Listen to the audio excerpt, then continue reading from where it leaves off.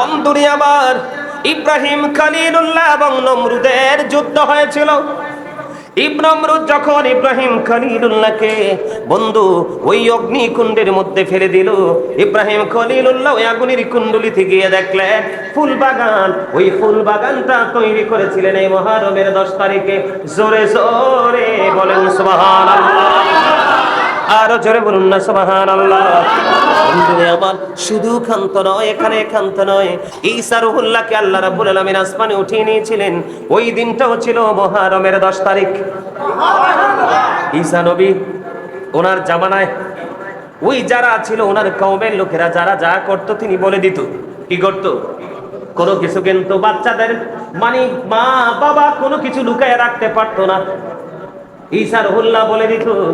একদিন ঈসা রূহুল্লাহকে মারার জন্য যখন তারা সিদ্ধান্ত করলো, তখনই আল্লাহ রাব্বুল আলামিন আল্লাহর প্রিয় নবীকে তিনি আসমানে উঠিয়ে নিয়েছিলেন। ওই মানুষগুলোর হাত থেকে রক্ষা করেছিলেন, শত্রুর কবল থেকে ওনাকে বাঁচিয়েছিলেন। ওই দিনটাও ছিল মুহররমের 10 তারিখ। আর জোরে বলেন না সুবহানাল্লাহ। আপনারা আগেই শুনেছেন মুহররমের 10 তারিখে তোমরা রোজা রাখো। কি করো? মুহররমের 10 তারিখে তোমরা রোজা রাখো। বনি ইসরাইলের জন্য মুহররম মাসের 10 তারিখের একটা রোজায় রাখা বন্ধ ফরজ ছিল। এই ফরজ রোজাটাই তাদের জন্য ফরজ ছিল। ওই রোজাটা কেন রাখলেন তারা? মুহররমের 10 তারিখে একটা রোজা কেন রাখতেন? নবীজি মদিনাতুল মুনাওয়ারায় চলে গেলেন। ওখানে যাওয়ার পরে নবীজি দেখতে পাইলেন ইহুদিরা রোজা রাখতেছে। তোমরা রোজা রাখো কেন? কই রোজা রাখে এই কারণে, ওই ফেরাউনের সাথে যুদ্ধ হয়েছিল। নীল নদীর উপর যখন মুসা কালিমুল্লাহর হাতের লাঠি যখন মেরেছিল, 12টি রাস্তা তৈরি হয়েছিল। ওই রাস্তা দিয়ে লোহিত সাগর পার হয়ে গেল মুসা কালিমুল্লাহ। আর পিছনে আল্লাহ রাব্বুল আলামিন ফেরাউন আর তার দলকে লোহিত সাগরে ডুবিয়ে মেরেছিলেন। ওই দিনটা ছিল মুহররমের 10 তারিখ। জোরে জোরে কন্না সুবহানাল্লাহ। বন্ধু, এই কারণে মুসা কালিমুল্লাহ ওই যে সেদিন মুক্তি পেয়েছিল, সেই জন্য মুসার প্রতি সঙ্গতি পোষণ করে ইহুদিরা একটা রোজা রাখতেন। কয়টা রোজা? আরো জোরে, কয়টা রোজা? একটা রোজা। আবার নবীজি বললেন না না না, আমরা আগামী বছর থেকে 2টা রোজা রাখবো। একটা যদি রাখি তাহলে ইহুদিদের মতো হয়, আমরা ইহুদিদের মতো করব না, তার উল্টো করব। আমার রাসূল জানিয়ে দিয়েছেন, তোমরা যদি মুহররমের 10 তারিখে একটি রোজা যদি তোমরা রাখতে পারো, ওই একটি রোজা রাখার কারণে তোমার 40 বছরের গুনাহগুলি আমার আল্লাহ মাফ করে দিবে। অলরেডি সেটা চলতেছে। আজকে মুহররমের 10 তারিখ চলতেছে কিনা? কালকে মাগরিবের আগে এটা শেষ হয়ে যাবে। 10 তারিখ টাইম পাস হয়ে যাবে। তাহলে মুসা নবী মুক্তি পেয়েছিলেন কোন দিন? এই মুহররমের 10 তারিখে। বন্ধু, শুধু এখানে ক্ষান্ত নয়, ইয়াকুব আলাইহিস সালাম হযরত ইউসুফ আলাইহিস সালামকে হারিয়ে ফেলেছিলেন। ওনাকে হারিয়ে ফেলার পরে আল্লাহ রাব্বুল আলামিন হযরত ইউসুফ আলাইহিস সালামকে ইয়াকুব আলাইহিস সালামের কাছে ফিরত দিয়েছিলেন এই মুহররমের 10 তারিখে। আর জোরে বলেন না সুবহানাল্লাহ। আর একটু মহব্বতে সুবহানাল্লাহ বলতে বলতে ক্লান্ত হয়ে পড়তেছেন না? একটু পরে সুবহানাল্লাহ বলা লাগবে না, মাহফিল শেষ হয়ে যাবে। হয়তোবা হতে পারে কারোর জীবনের এই মাহফিলটা শেষ মাহফিল, এটা মনে করে বসতে হবে, তাহলে জীবনের গুনাহ মাফ পাওয়া সম্ভব। এখানে বসে বসে বাড়ির চিন্তা করলে, টাইমের চিন্তা করলে, এইভাবে গড়ি চাইলে লাভ হইতো না, হইব? বন্ধুরে আমার, শুধু এখানে ক্ষান্ত নয়, হযরত সুলাইমান আলাইহিস সালামের রাজত্ব আবার আল্লাহ ফিরিয়ে দিয়েছিলেন। ওই দিনটাও ছিল এই মুহররমের 10 তারিখ। ইউনুস নবী মাছের পেটে ছিল কি ছিল না? আরো জোরে বলে। ইউনুস আলাইহিস সালাম মাছের পেটে ছিল। ওই মাছের পেট থেকে তিনি যেই দিন উদ্ধার হয়েছিলেন, আমার আল্লাহ যেদিন তাকে উদ্ধার করেছিল, ওই দিনটাও ছিল এই মুহররমের 10 তারিখ। আমি আপনাদেরকে এই ছোট্ট ছোট্ট করে কথাগুলো বলার কারণ হলো, এই দিনটার ফজিলত, এই দিনটার মর্যাদা, এই দিনটার শান, এই সময়টার মর্যাদা বোঝানোর জন্য। আমাদের এই দিনটাকে পেয়ে খুশি হওয়ার কথা না বেজার হওয়ার কথা? আরো যারা বলেন খুশি হওয়ার কথা। বেশি বেশি করে আমরা দুরূদ পড়বো, নামাজ পড়বো, কোরআন তেলাওয়াত করব। বিশেষ করে আজকে যারা রোজা রেখেছেন, আগামীকালকেও তারা রোজা রাখবেন। এই মুহররমের 10 তারিখের মধ্যে অন্যতম পাওয়ারফুল আমল হলো এই 10 তারিখে একটা রোজা রাখা। আমার রাসূল বলে দিয়েছেন, এদিকে তাকান, আমার রাসূল বলে দিয়েছেন রমজানের রোজার পরে গুরুত্বপূর্ণ রোজা হলো মুহররমের রোজা, আর ফরজ নামাজের পরে গুরুত্বপূর্ণ ইবাদত হলো রাতের নামাজ। আমার নবীজি বলেছেন, আমার আহলে বাইত, আমার কলেজার টুকরা, এরা হলো নূহ নবীজির কিস্তির মতো। কিসের মতো? নূহ নবীজির কিস্তির মতো। ওই নূহ নবীজির বিশ্বাস করে নৌকায় যারা উঠেছিল, ওই দুর্যোগ থেকে, তুফান থেকে বেঁচে গিয়েছিল। আমার আহলে বাইতের সাথে যদি তুমি প্রেমের ডুরি লাগাও, তাহলে তোমার জন্য মুক্তি অপেক্ষা করতেছে। কিন্তু এখন আমাদের দেশে ইয়াজিদের প্রশংসা করার মতো আলেম আছে না নাই? আরো জোরে বলে। আজকেও শুয়ে শুয়ে অনেকগুলো ভিডিও দেখছি। কি দেখছি?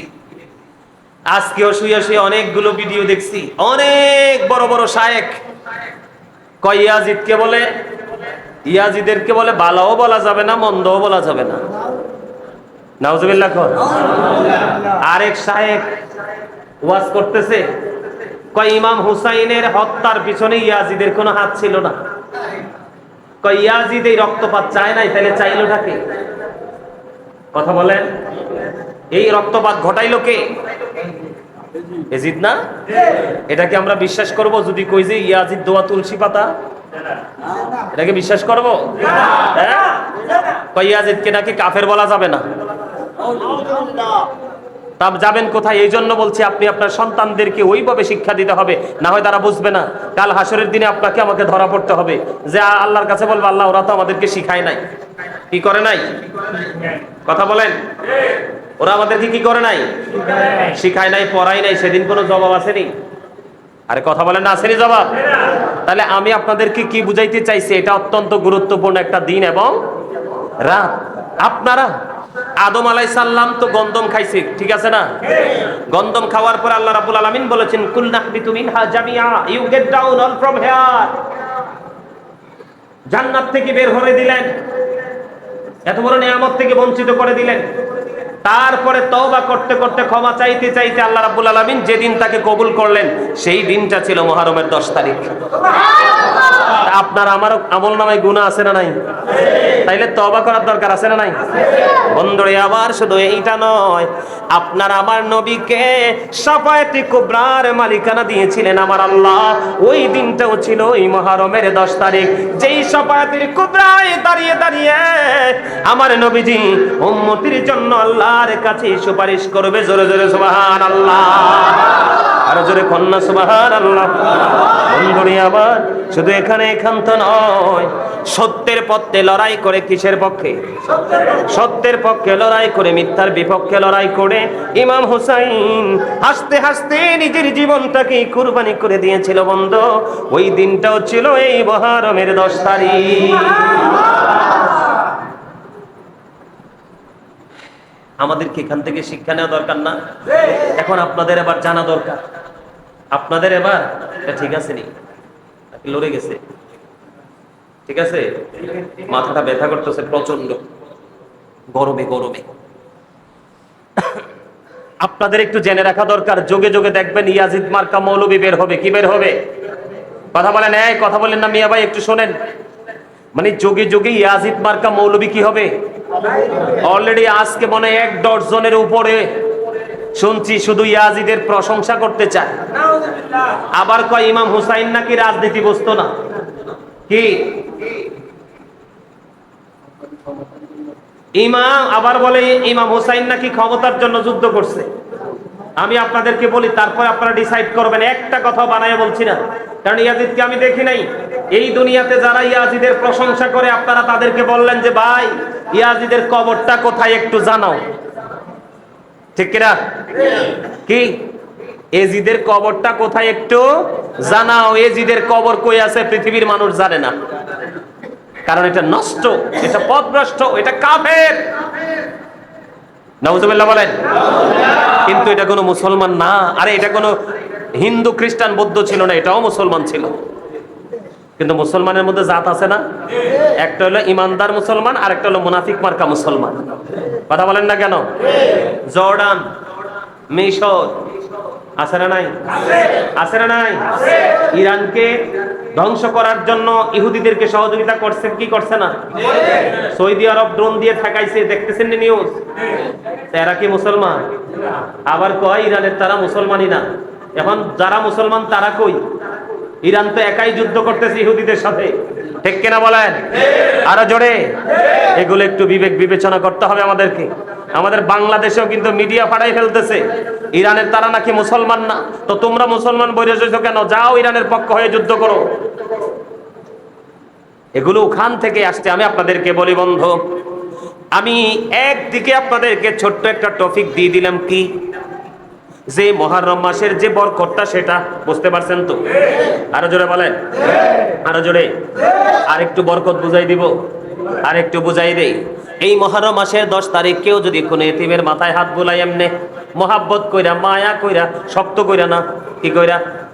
মোহাব্বত করে কেউ যদি কোনো এতিম অসহায়ের মাথায় হাত বুলিয়ে দেয়, আমার রাসূল বলেছে, ও আমার উম্মত, তোমার জন্য স্পেশাল নিয়ামত, এতিমের মাথায় যতগুলো চুল আছে রে, তোমার আমল নামায় ততগুলো চুলের সমপরিমাণ নেক আমার আল্লাহ বরাদ্দ দেয়। মুহররম মাসের ফজিলত, মুহররম মাসের বরকত শুধু এখানে একান্ত নয়। আমার রাসূল বলেছেন, কেউ যদি মুহররম মাসের 10 তারিখে কোনো অসুস্থ রোগীর সেবা করে, সমস্ত উম্মতে মুহাম্মদী রোগীর সেবার সওয়াব তার আমল নামায় ঢুকে যাবে। সুবহানাল্লাহ। আর জোরে বলেন না সুবহানাল্লাহ। কেউ যদি এই মুহররমের 10 তারিখে রোজা রাখে, কোনো রোজাদারকে যেই কোনো কিছু সামর্থ্য অনুযায়ী যেই কোনো কিছু দিয়ে যদি ইফতারি করায়, আমার রাসূল জানিয়ে দিয়েছে, তোমার আমল নামায় সমস্ত উম্মতি মুহাম্মদীকে ইফতারি করার সওয়াব তোর আমল নামায় ঢুকে যাবে। মুহররমের 10 তারিখে এই যে আজকে রাতে একটা নামাজ আছে, তাহাজ্জুদের পরে পড়েন বা আগে করেন, মাত্র 4 রাকাত। কয় রাকাত? যেই সূরাটা পারেন সেটা দিয়ে পড়বেন, অবর্ণনীয় নিয়ামত। আগামী কালকে জোহরের নামাজের পরে, জোহরের নামাজের পরে আসরের আগে আপনারা 4 রাকাত, 8 রাকাত, 12 রাকাত, 2 রাকাত করে নামাজ পড়বেন। অবর্ণনীয় নিয়ামতের নামাজ বন্ধু, আল্লাহ যেন কবুল করে নেয়। সকলে বলুন আমিন। আর জোরে বলুন আমিন। বন্ধুরে আমার, আমি আপনাদেরকে বলে দিতে চাই আরো কিছু মজার খবর। এই আমল নিয়ে আর কিছু বলবো না, আর কিছু বলবো না। এবার একটা জায়গা নিয়ে আপনাদের সামনে একটু বন্ধ তুলে ধরতে চাই। ইয়াজিদের প্রশংসা যেই মৌলবীরা করে, ইয়াজিদকে ভালো সাজাইতে যারা চায়, তারা সত্যিকারের কিতাব এখনো পড়তে পারে নাই বন্ধু। আমি আপনাদেরকে বলি, ইয়াজিদ 60 হিজরিতে রজব মাসের 1 তারিখে ক্ষমতায় আসছে। 60 হিজরিতে রজব মাসের 1 তারিখে ক্ষমতায় আসছে। এসার পরে ঘোষণা দিয়ে দিল যে ইয়াজিদের বায়াত গ্রহণ করবে না, তার বিরোধিতা করবে, তার সর্বোচ্চ সাজা হলো মৃত্যুদণ্ড। নাউজুবিল্লাহ বলেন না কেন? ইয়াজিদ ক্ষমতায় আসার পরে ইমাম হুসাইনের কাছে চিঠি লিখেছেন।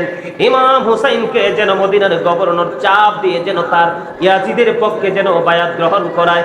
ইমাম হুসাইনকে যখন ডাকা হলো, ইমাম হুসাইন বন্ধু চিঠির উত্তর দেওয়ার জন্য তিনি আসলেন। আসার পর ওনাকে ইয়াজিদের পক্ষে, ইয়াজিদের প্রতি বায়াত গ্রহণ করার জন্য যখন চাপ দিলেন, ইমাম হুসাইন রাদিয়াল্লাহু তাআলা বললেন, না না না, আমি গোপনে কোনো কথা বলবো না, আমি প্রকাশ্যে কথা বলবো, আমি প্রকাশ্যে কথা বলা ছাড়া আর কিছুই আমি বলতে পারবো না।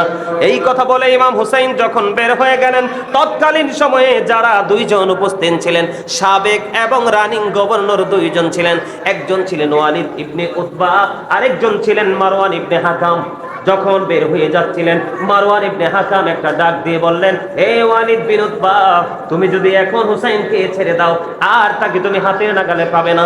এখন যদি সে চলে যায়, অনেক বড় যুদ্ধ বেঁধে যাবে, তাকে হত্যা করো। ওয়ালিদ বিন উতবা একটা ডাক দিয়ে বললেন, আমার হাতে যদি গোটা পৃথিবীর সব নিয়ামত আমাকে দিয়ে দেওয়া হয়, এর বিনিময়ে যদি বলা হয় নবীজির কলিজার টুকরাকে তুমি হত্যা করো, এটা আমার পক্ষে কখনোই সম্ভব না।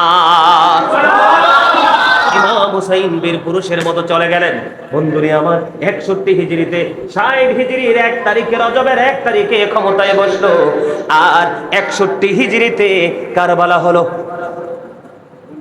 দেখেন, 60 হিজরি রজব মানে মেরাজের চাঁদের প্রথম তারিখ। কত তারিখ? আর 61 হিজরির মুহররম মাসের 10 তারিখেই কারবালা হলো। ইমাম হুসাইনের যুদ্ধটা কেন হলো? কারণ ইয়াজিদ ইজ ক্যারেক্টারলেস। ইয়াজিদ ছিল একজন চরিত্রহীন মানুষ। কি সে যদিও দাঁড়িয়ে টুপিয়ে বন্ধ, যদিও সে মুসলমান ছিল, প্রকাশ্যে ইসলামের বিরোধিতা করে নাই, মসজিদ ভাঙ্গে নাই, মাদ্রাসা ভাঙ্গে নাই, কিন্তু তার মুখে ছিল ইসলামের কথা, অন্তরে ছিল ইসলামকে ধ্বংস করার পায়তারা। ইয়াজিদ সম্পর্কে ছোট্ট একটা মেসেজ আমি আপনাদেরকে দেই।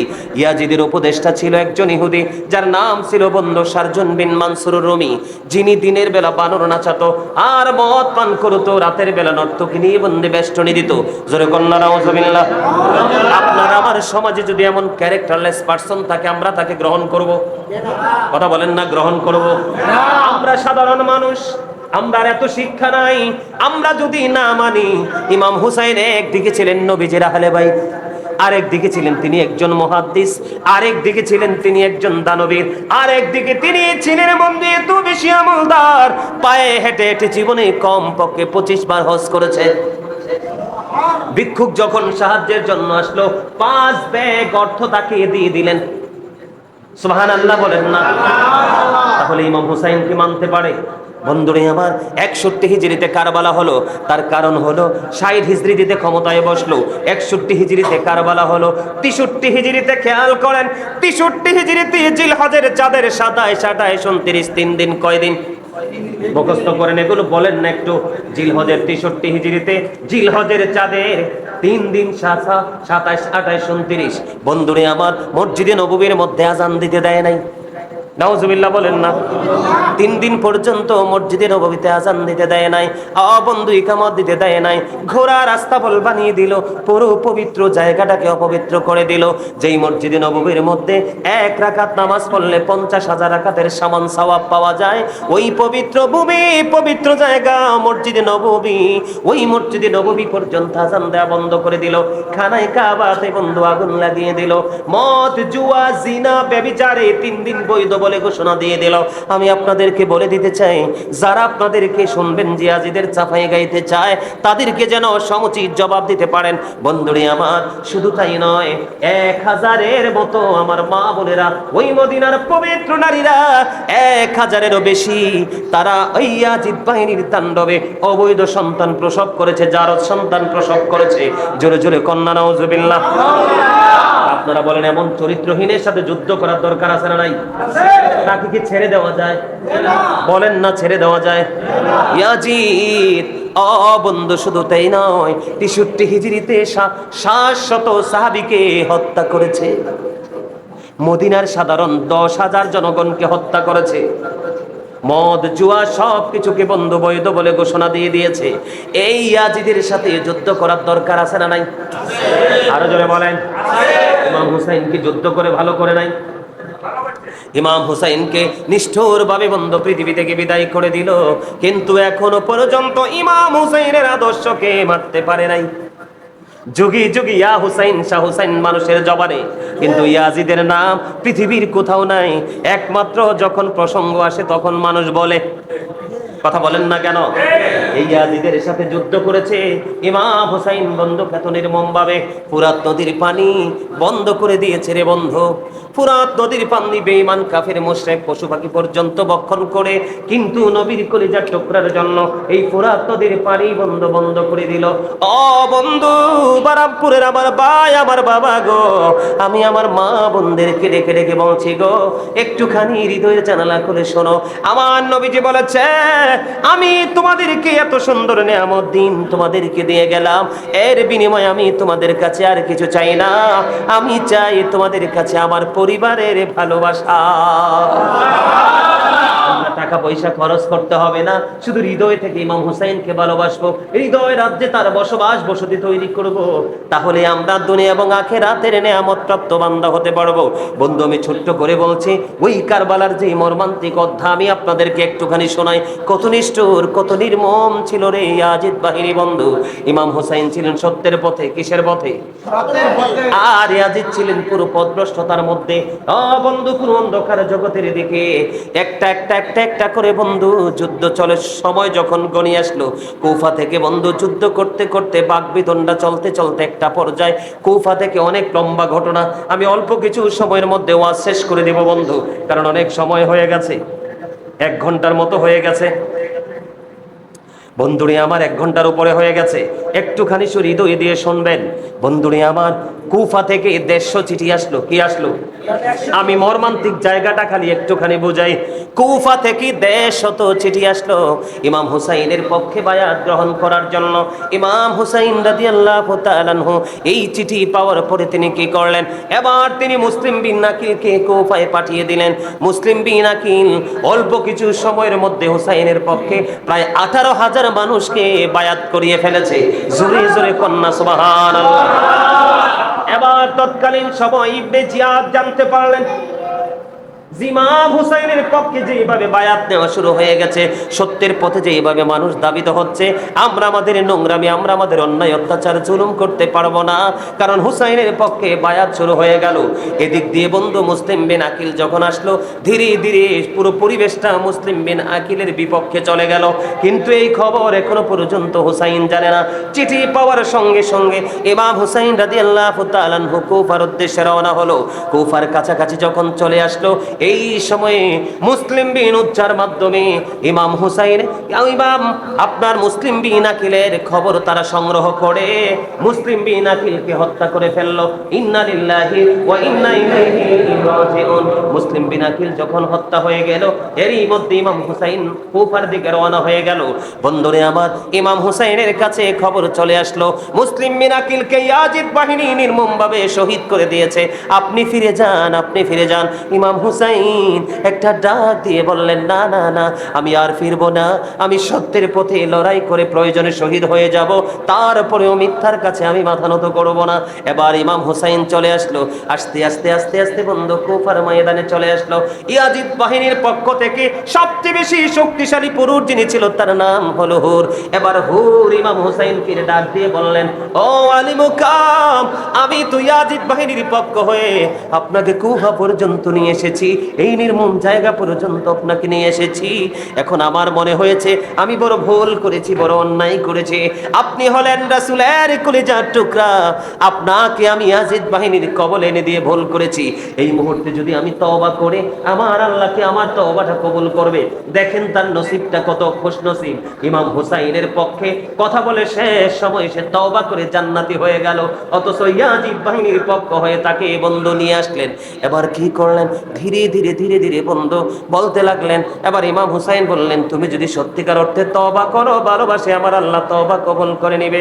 সঙ্গে সঙ্গে এবার বন্ধু হুরকে ইমাম হুসাইন বললেন, তুমি নেমে আসো। কই, না না না, আমি নেমে আসবো না গো। কেন নেমে আসবে না? কারণ আমি তো আপনাকে এই শত্রুদের কবলে নিয়ে এসেছি। আমি আপনার পক্ষ হয়ে সবার আগে যুদ্ধ করে শহীদ হয়ে আমার লাশ আপনার কদমে যাবে, আমার সুস্থ দেহ নয়। জোরে জোরে সুবহানাল্লাহ। আপনাদের কাছে ভালো লাগে না? এগুলো তো শিক্ষা। আপনি বাস্তব জীবনে এগুলো বাস্তবায়ন করবেন। আপনার সাথে কি অন্যায় করলে তারা 10 জন হোক, আপনি একজন হবেন, কিন্তু আপনি একজনই সত্যের পক্ষে দাঁড়িয়ে যাবেন, ঠিক কিনা বলেন? এটাই তো হুসাইনের শিক্ষা। ইয়াজিদ বাহিনী ছিল 22,000-এরও বেশি। কত? 22,000-এরও বেশি। আর হুসাইনি কাফেলা ছিল মাত্র 72 জন, ছোট বড় মিলাইয়া। কতজন? কিন্তু তারা কি পিছপা হয়েছে? আর এটা তো মুমিনের জন্য শিক্ষা। মুমিন জীবন দিবে তো অন্যায়ের কাছে আপোষ করবে না, এটাই তো শিক্ষা। কথা বলেন না কেন? আমরা তো এখান থেকে শিখবো ইসলামকে কিভাবে আবার পুনরায় পুনর্জীবিত করা যায়। আমরা সেই ট্রেনিং তো এখান থেকেই নিব, তাই কি না? হ্যাঁ, কতলে হুসাইন আসল মে মর গয়া জিদ হে, ইসলাম জিন্দা হোতা হে হার কারবালা কে বাদ। এবার কি করলেন? ধীরে ধীরে একটার পর একটা, একটার পর একটা শহীদ হয়ে হয়ে বন্ধ নবীর হারে ভাই দেখো যুদ্ধ শুরু হয়ে গেল। কি অনেক কথা কিন্তু এখানে বাকি আছে। মর্মান্তিক জায়গাটা শুধু একটুখানি শোনেন। ইয়াজিদ বাহিনীকে চেনার জন্য, ইমাম হুসাইনকে চেনার জন্য 2টা রাস্তাই জানা দরকার, ঠিক কিনা বলেন? এবার কি করলেন? একক যুদ্ধ আসার পরে এবার কি করলেন? বন্ধু সর্বপ্রথম হুসাইনের পুত্র আলী আকবর বের হয়ে গেল।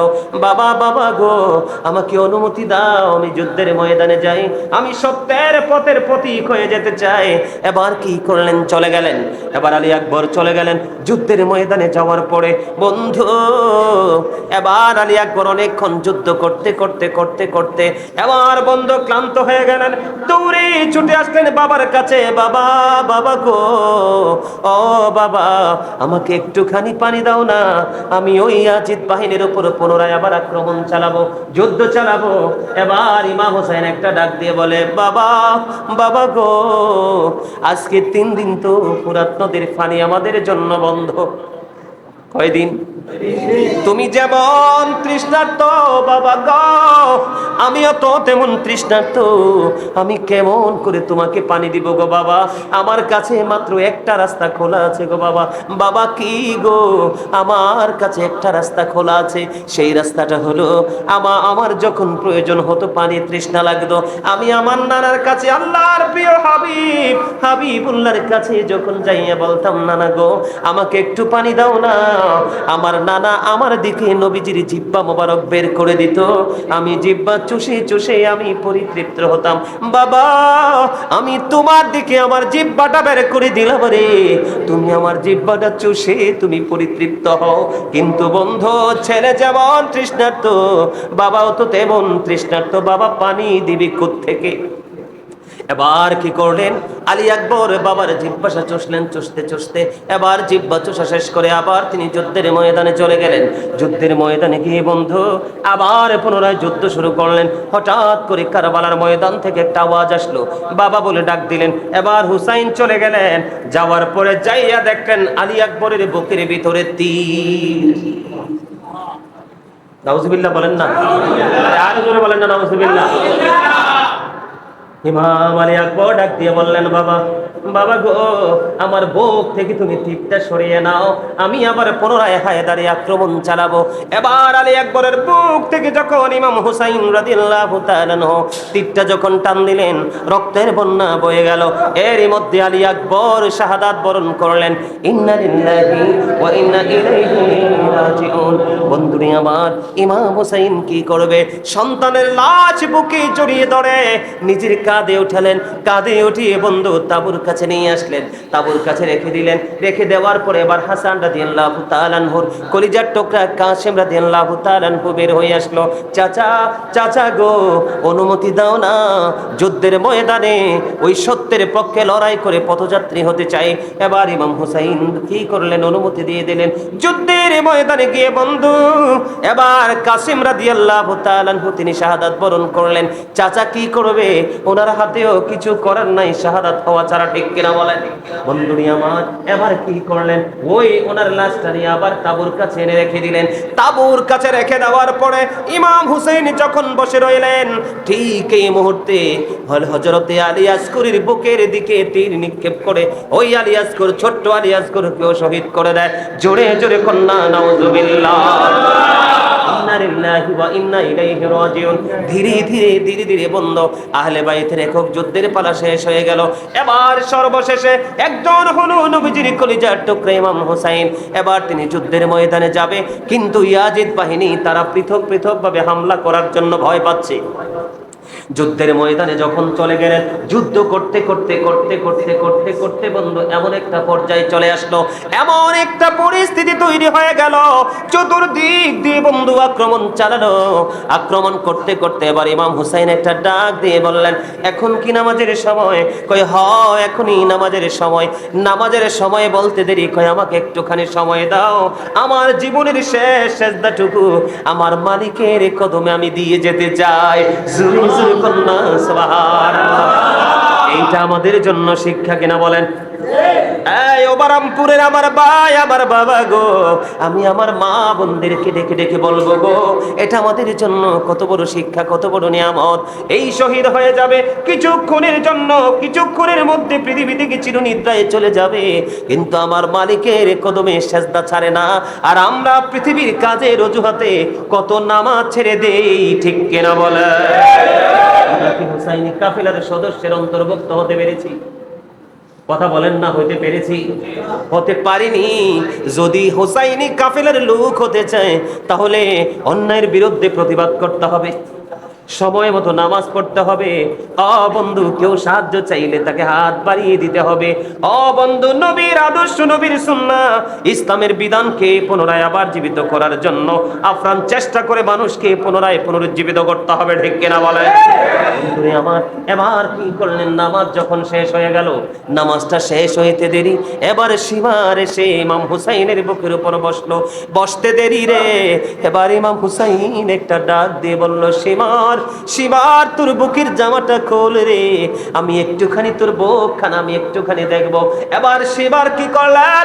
বুক যখন ছিঁড়ে দেখালেন, এবার ইমাম হুসাইন চাইয়া দেখি সীমারের বুকের মধ্যে সাদা সাদা শ্বেত চিহ্ন দেখা যায়। জোরে জোরে কন্যা নাউজুবিল্লাহ। আমার নবীজি গায়েবের খবর জানে বললে অনেকেই কি হয়? রাগ হয়। কথা বলেন না কেন? আমার নবীজি গায়েবের খবর জানে, এই কথা বললে অনেকে এই বন্ধু রাগ হয়ে যায়। আমি তাদেরকে কেমন করে বোঝাবো? বন্ধু এখানে বলো, হুজুর এই গায়েব শব্দটা কেন ঢুকালেন? এটা এখানে আনার কারণ হলো, ইমাম হুসাইন যে যখন শাহাদাত বরণ করবে, কি করবে? শাহাদাত বরণ করবে। শাহাদাত বরণ করার সময় সীমারের বুকের মধ্যে সাদা সাদা চিহ্ন দেখা যাবে। এটা আমার নবী আগেই বলে গেছে। এটা না জানলে কি বলা সম্ভব? কথা বলেন না?